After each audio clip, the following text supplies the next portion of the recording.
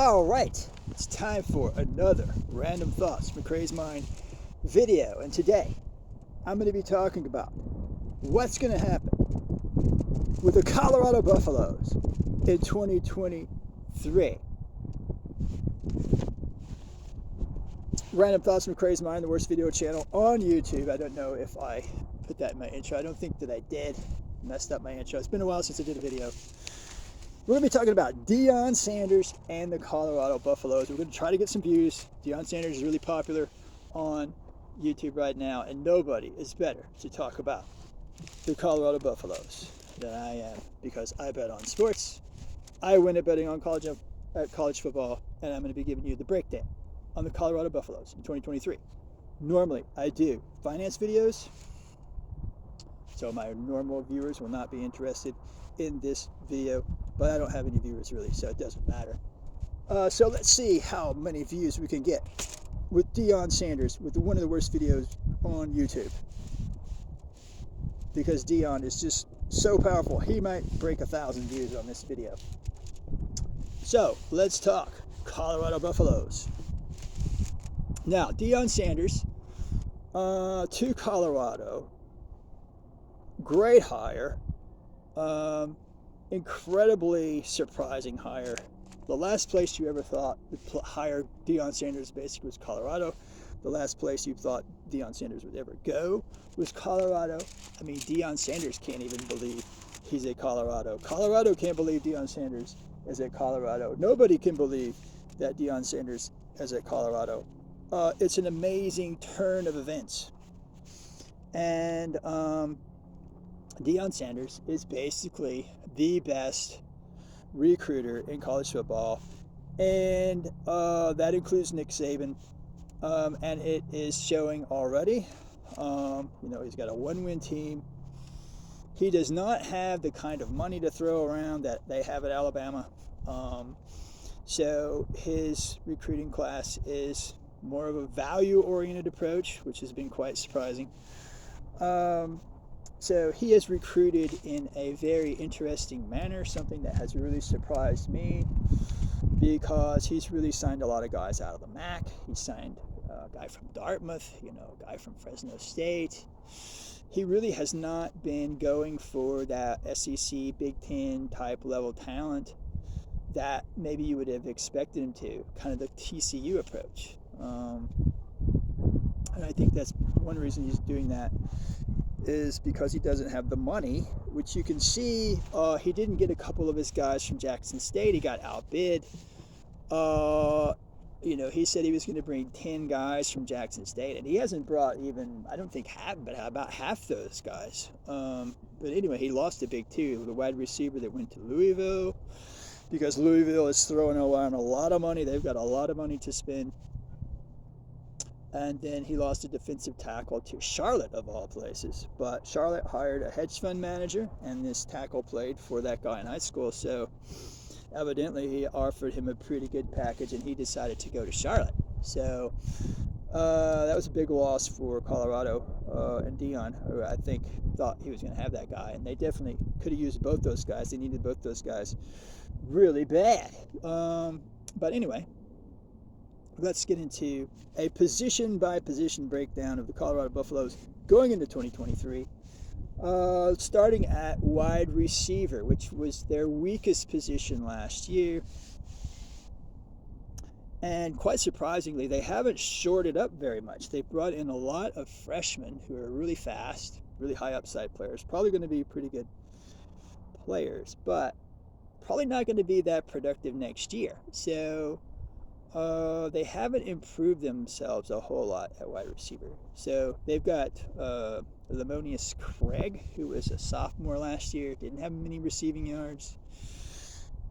They've got Tyson, who was their leading wide receiver, with not many yards, but he had a few big games, kind of a big play kind of guy. With those two guys, they have some talent, but pretty risky going into this next season with relying on just those two guys, along with Horn from UCF, who is a really fast guy, but a small receiver, kind of a slot guy. Not a big time player at UCF. Might be a pretty good receiver at Colorado, but you wouldn't really expect him to be anything more than really kind of a solid player that would, you know, kind of be just a Pac-12 level receiver. Um, Not a whole lot better than what the other two receivers are. So they're still pretty weak at wide receiver as far as I can tell. I mean, they do have talent there, but I would not project them to be, all that great with their wide receivers. I will say that I do think that they're going to add another guy in the portal because they are weak there. So if they add one more guy to that bunch, they'd be pretty solid. But these guys will be a year older. Adding Horn helps a lot. So, they should be, I'll say, I don't think they're going to be that much more than decent at wide receiver. Maybe pretty good. They are going to have a lot of speed. These freshmen could have an impact. So, and then putting Hunter at wide receiver some will help a lot too. And then they've got a tight end coming from Arkansas State who has a lot of talent. He's going to be a good player for them. So that's a big addition. But they had a good tight end last year. So not that big of an upgrade there either. So that's a bit concerning for Colorado. That would be my biggest concern for the team next year is wide receiver. But like I said, I think they're going to add a guy in the portal, which will probably help them. But I don't think it makes that much difference one way or another. They do have talent there. They're going to have speed. I think Colorado is going to be kind of a system team next year. They're going to be doing a lot of platooning at all their positions. They have a lot of athletic talent, but not a lot of individual type players. So I think they're going to be kind of a platoon team. They're just going to throw guys out there with a lot of upside, and they're going to play overall pretty well. So that's kind of what I see from the wide receiver. Quarterback should be a big improvement. Last year their quarterback play was really horrendous. They didn't have any wide receivers, so the combination of those two made them a really horrible offense. So still some concerns there, but I think Shedeur Sanders is a big improvement over what they had last year, and he's at least going to play at like a Boise State level team. So really, when I look at Colorado next year, I think they're going to be Boise State pretty much. I think that's going to be their improvement. I think they have Boise State level talent at all their positions, and really better than Boise State level talent. So I think they're going to be a little bit better than Boise State, which is pretty good. I'll go back to that later.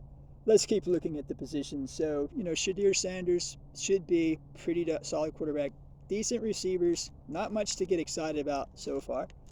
The offensive line, I think their offensive line last year wasn't really all that bad. I mean, I saw them play against TCU a little bit, and they really came out and ran the ball on TCU in that first half. They had a really good game plan.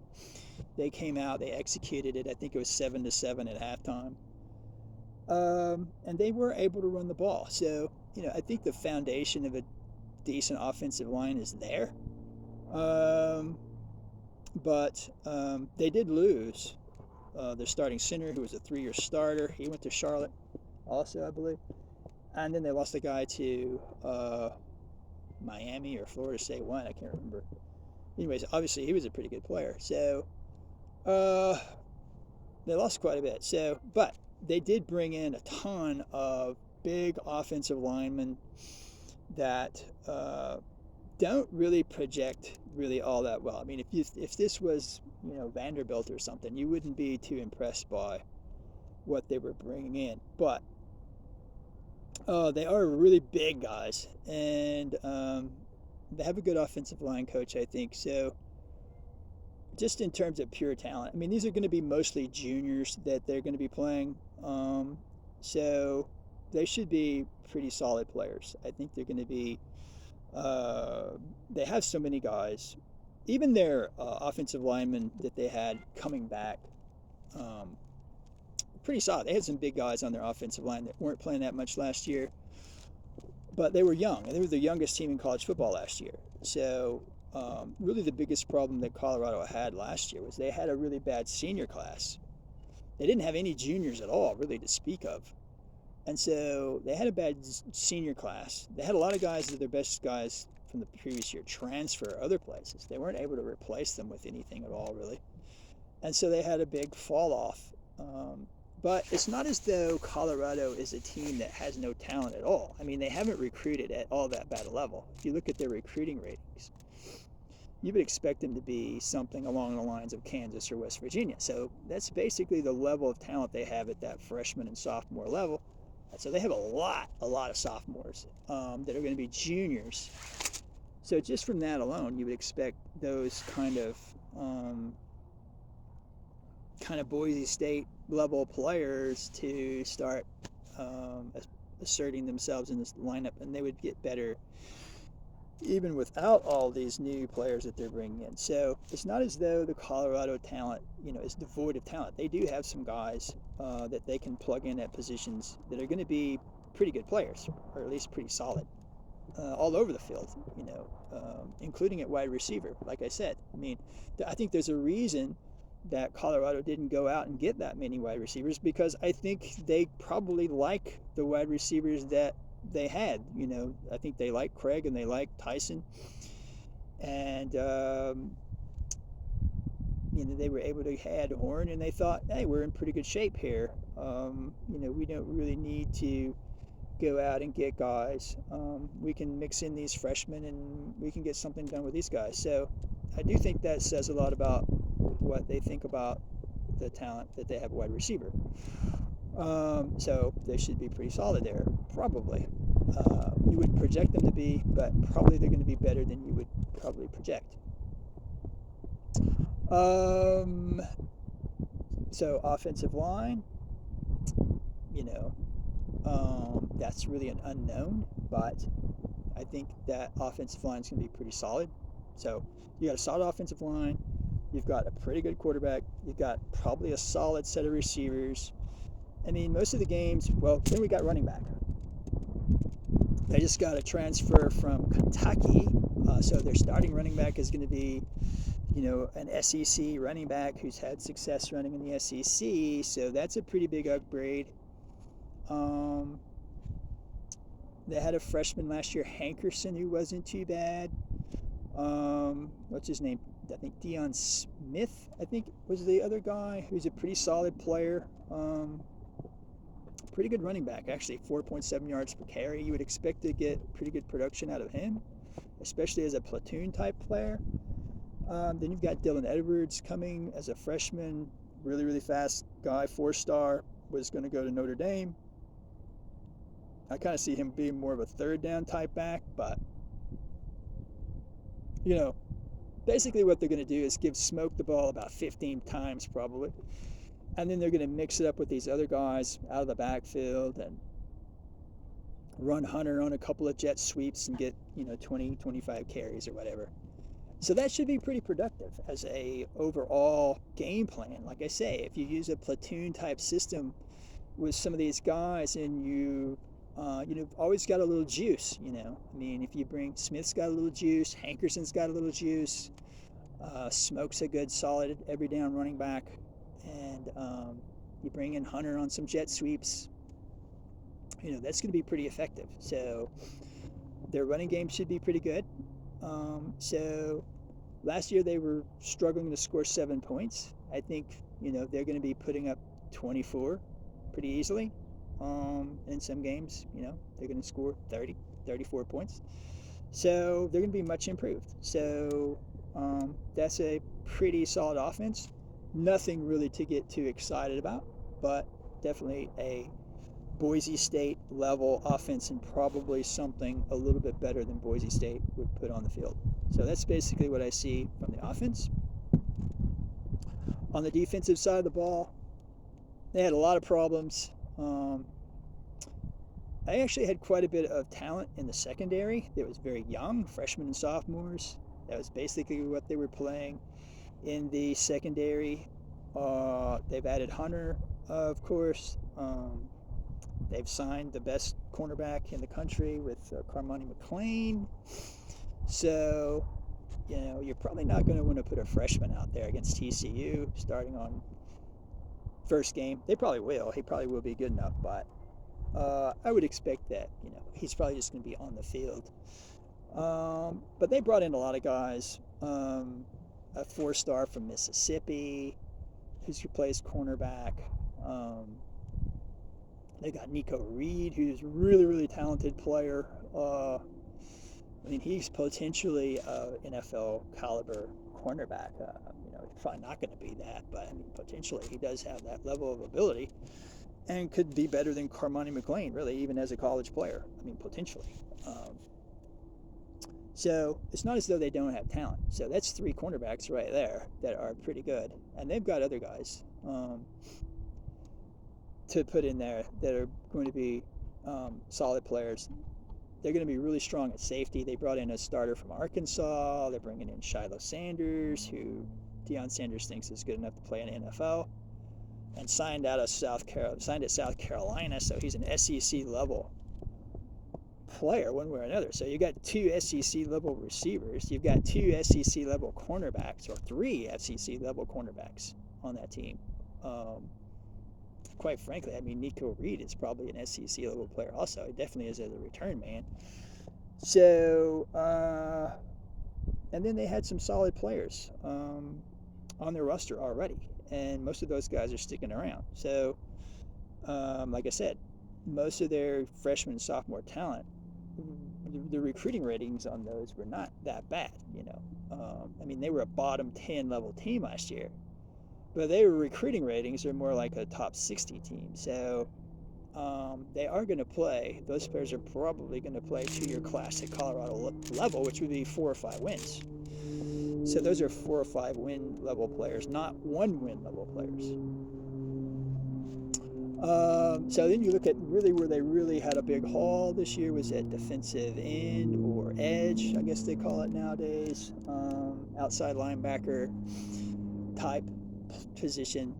I don't know exactly what kind of defense they're going to run, but basically outside linebacker, defensive end. Brought in a starter from Arkansas who's a really good pass rusher. Brought in a guy from West Virginia. They're bringing in a 275-pound guy from Dartmouth who's supposed to be who they think is going to be pretty good. They're bringing in a guy from Western Michigan who was, who they think is going to be pretty solid. So both these guys were recruited by Big Ten and SEC level or SEC teams. So these are pretty good players, and they were only sophomores. That's really one of the big things you have to consider about Colorado is that they are going to have a huge number of juniors next year. A huge number of juniors. They're going to basically have their whole team coming back in 2024. So they're going to be pretty solid in 2024. Whatever they're going to be next year, they're going to be better in 2024. For sure, because they're bringing back the whole team, more or less. But edge position, they're going to be pretty good. That's definitely Boise State level there. Defensive tackle, they've got some problems. I'm still anticipating they're going to bring in a defensive tackle in the portal. I think they're going to bring in a wide receiver and a tackle probably. And if they get those 2 guys, they're going to be pretty solid. But even so, they are a little weak at tackle, but they've got Sami, who started for them last year, who's a pretty decent player, kind of a run stopper type of player, which is what they need at tackle. And then they've got their other starting tackles coming back, who's a junior, so he's going to be a senior. So you would expect he would be pretty solid with those edge rushers. They bring in a guy from Fresno State who didn't start at Fresno State too much, but a very high upside guy with a lot of talent. They've got a 330-pound guy from Arkansas, not from Arkansas high schools, who was a pretty good recruit. So that guy can just take up space and stop the run. They've got some other tackles on there size on their team that were just really young. That once they go through the weight program, they're a year older. They should be pretty good, pretty solid, not good. They're not going to be good at tackle, but they should be solid. You know, again, Boise State level type players.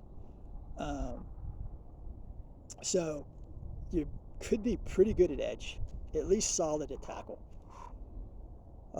Inside linebacker, not that great there. They're bringing a guy from Clemson who didn't start at Clemson, but was a 4-star. He's going to be a pretty good player in that defense. And then on the other inside linebacker, they don't have much there, but they've got 2 4-stars that were on their roster. So both those guys are capable of being good inside linebackers for them. And then they've got about 5 guys that were, 3-star talents. Guys that have talent, have shown a little something.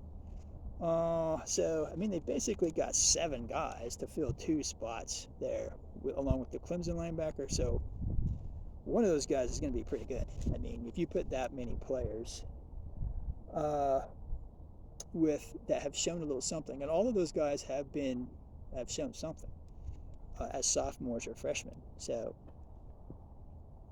they should be pretty solid at linebacker. Also, again, Boise State level talent. And then the secondary, I mean, man, they're going to be pretty good in the secondary. I mean, Deion Sanders is going to have a good secondary as long as he's there. And they're going to put serious talent on the field in the secondary. I mean, Slusher, Shiloh Sanders, Travis Hunter, Carmani McClain, the kid from Mississippi that's a 4-star. They're bringing a guy from Jackson State. They've got guys on their roster already that were, pretty decent players. Reed, the strong safety. They have a lot of good players in the secondary. Nico Reed. I mean, they're going to be able to cover receivers on that team. Even if Carmani McClain's not a starter, I mean, he is going to play a lot. He's going to be pretty good. So, I mean, he is going to be at least in your kind of nickel packages. I mean, he's going to be a pretty good player for that at the very least. So, if you look at what Colorado's bringing in, they really are basically Boise State with more talent. So that's about what they're going to play to. So let's look at what Colorado was last year. Last year, Colorado was one of the 10 worst teams in college football according to computer power ratings. So at the end of last season, they would have been a 39.5-point underdog to TCU. And they start the season against TCU. So, with all that said, what are they going to be against TCU in game 1? Well, TCU lost a lot of their best players, but they brought a lot of guys in the portal. But I don't think TCU is going to be all that great next year. I think they're going to be. I didn't think they were all that great this year. I mean, they got blown out by Georgia, which maybe was a bit of a fluke. I mean, they weren't that bad, but they obviously were not as good as Georgia. But everything went right for TCU in that season. I mean, they were barely better than Texas Tech. They were barely better than Oklahoma State. They caught Oklahoma on a bad week. They beat Texas. Texas only scored 7 points. Just everything went right for TCU last year, and everything went wrong for TCU the year before. So I thought TCU was going to be pretty good. Certainly didn't expect them to be 12-0, but I did expect them to be something close to the level of talent that they played. But I mean, they just had a ridiculously lucky season. So next year they're not going to have that much luck. It's going to be a lot tougher year. And I think that opening game against Colorado, I would say they're going to go from being a 39.5-point favorite at the end of last season to being more like a 10.5-point favorite. And so if I can get 10.5 or 10 or more game 1 against TCU, I'm going to bet it, because I think that's going to be a close game. I think it's going to be probably 34-27, something like that. 41-34, 41-37, 34-31, something like that. That's what I expect in game one. Colorado's going to come out flying higher than a kite. Of course, TCU is going to be really motivated, but I would not be at all surprised even if Colorado wins that first game against TCU, because I think TCU is a team in transition. And I think Colorado is going to be a much better team next year. They're going to be much better coached with Deion Sanders. They were very poorly coached last year. I think they gave up on the season pretty much after the first few games, and not that they just gave up, but when you're losing 52-7, I mean, when you get down 21-0, you don't have anything left to give them, really. So, you're just going to start. That team's going to be going through the motions most weeks. That's not going to be the case next year. They're going to be playing all out, every play, all year long, and they're going to be in every game. So they're going to be a tough team to play. No matter who plays them, it's going to be a tough out. Now, Colorado's schedule next year is incredibly difficult. I think that the over-under on their win total is probably going to be 4.5, and it's probably going to be juiced to the downside, which means that basically they're projecting them to win 3 or 4 games. So it's basically going to be juiced to about 3.5 probably. So if it's 4.5, I'm going to be betting it, because I think they're going to win probably 6 games. So if you look at their schedule, they start off against TCU. That's probably a loss, but potentially they could win that game. Small chance. Then they play Nebraska. Nebraska is going to be a much better coach next year. They're going to be a pretty solid team. Something close to what Colorado is going to be. That's going to be a really good game, really close game, but I think Nebraska probably wins that game, but would not be at all surprised if Colorado wins that, especially at home. Then they play Colorado State, which should be a win, so they're 1-2. Then they play Oregon on the road, probably losing that one, 1-3. Then they play USC at home. USC doesn't play that well on the road a lot of times. You might see USC give that game up, but I'm going to say they win that game, but only by, probably 7 to 10 points. Then they play Arizona State on the road. Arizona State's bringing in a lot of players. Colorado actually beat Arizona State last year, but, or was it somebody else? No, yeah, that was Arizona State, I believe. No, it's Cal. They beat Cal. And they played close against Arizona State, which again shows you that Colorado's level of talent really wasn't that bad. I mean, they were playing those teams close. It was bad, but I mean, they did have some level of talent on the field, is what I'm saying. They had some young talent that's going to take a step forward this coming year. Then they play Stanford, so I'm going to give them a win against Arizona State. I think they're going to be probably good enough. They could definitely lose that game. That's going to be a little dicey. Really dicey. I mean, Arizona State is a very difficult place to play. They should beat Stanford. So there we are, 3-4. UCLA on the road. I mean, UCLA lost a lot. That's a winnable game. Also, UCLA, no great shakes. I thought UCLA was a little overrated past year. I would be at all surprised for Colorado to beat UCLA on the road. Probably won't, but that's a winnable game. Then they get Oregon State at home. I think Colorado at this point is basically Oregon State. Colorado's a very tough home field. Oregon State doesn't play well on the road. I'm going to give them a win there. I'm going to say they beat Oregon State. Then they play Arizona at home. I think they'll beat Arizona. Then they play Washington State. Washington State was a pretty good team last year. They'll probably be pretty solid next year. But they lost a lot of key players. I think they're going to beat. I'm going to give them a win. Close game. I'm going to give them a win there. Then they play Utah. They probably lose to Utah. So I believe that's 6 wins. 0-1, 0-2, 1-2, 1-3, 1-4, 2-4, 3-4, 3-5, 4-5, 5-5, 6-5, 6-6. So I've got Colorado going 6-6 next year. 5-7 is very realistic. 7-5 is realistic. I mean, 8 wins is possible. 9 wins is even possible if they really get on a roll. Have a TCU kind of a year. Some of these teams are worse than expected. But most likely, I think they win 5-7 games. Most likely, I think they're going to be Boise State. A little better than Boise. If you look at last year, I think they're going to be pretty much SMU, Boise State, Cincinnati, Texas Tech. Texas Tech, I think, is a really good comparison to Colorado. I think they're basically going to be Texas Tech. Texas Tech is going to be pretty good next year, too.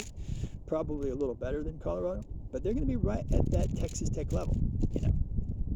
And that's pretty much where TCU is going to be. That game 1. I mean, I really think that could be a 4-point game.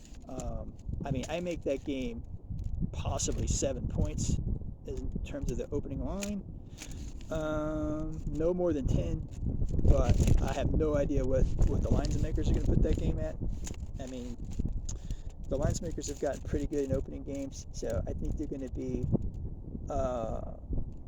set that line pretty well, but I don't think it's going to be less than 10. I think 10 is going to be available. 10.5, going to bet it. So that's my very long preview of the Colorado Buffaloes. Way too early preview, but it's going to be pretty darn good. Just you wait and see. This has been another episode of Random Thoughts from a Crazed Mind. Thanks for watching, YouTube.